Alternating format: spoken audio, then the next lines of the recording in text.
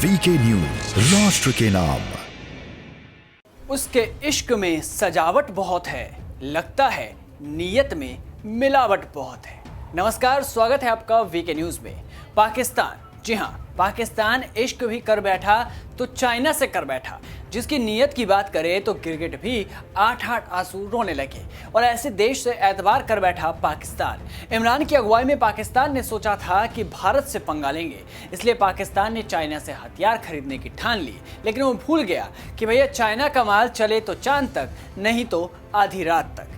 अब इस बात को बच्चे बच्चे जानते हैं, पर पाकिस्तान के हुक्मरान अभी तक समझ नहीं पाए, इसलिए मुसीबत भी अपने सर लेकर बैठ गए। खबर है कि पाकिस्तान ने चीन से जो टैंक्स और आर्टिलरी गन्स खरीदे थे वो टेस्टिंग के दौरान फायर ही नहीं हो रहे हैं। इनमें कई तरह की तकनीकी दिक्कतें आ रही हैं। पाकिस्तान का हाल तो ये है कि मुर्गा कटा सो अलग, स्वाद ना आया वो अलग। इकोनॉमिक टाइम्स की रिपोर्ट के मुताबिक पाकिस्तान को दिए गए टैंकों के फेल होने के बाद अब चीन की हथियार बनाने वाली कंपनी नोरिनको यानी नॉर्थ इंडस्ट्रीज कॉरपोरेशन ने फील्ड आर्टिलरी गन की सप्लाई और युद्धक टैंकों के प्रोडक्शन को रोक दिया है। साथ ही इस बात की जांच की जा रही है कि आखिर किन तकनीकी दिक्कतों के कारण ये फेल हुए हैं।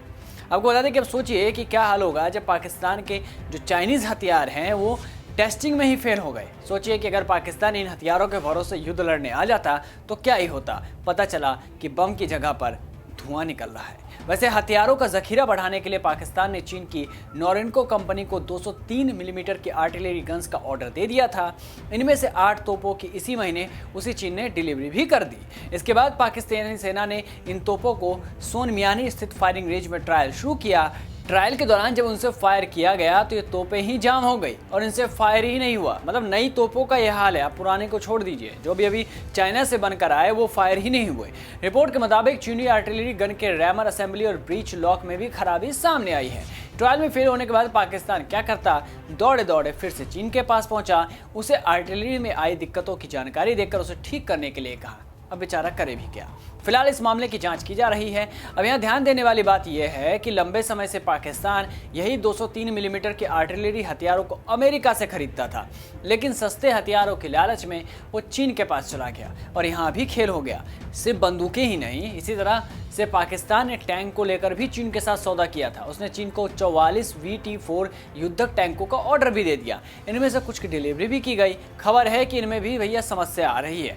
इसके बाद 44 टैंकों की डिलीवरी के सेकंड बैच को रोक दिया गया। अब इनकी खामियों को दूर करने का प्रयास किया जा रहा है।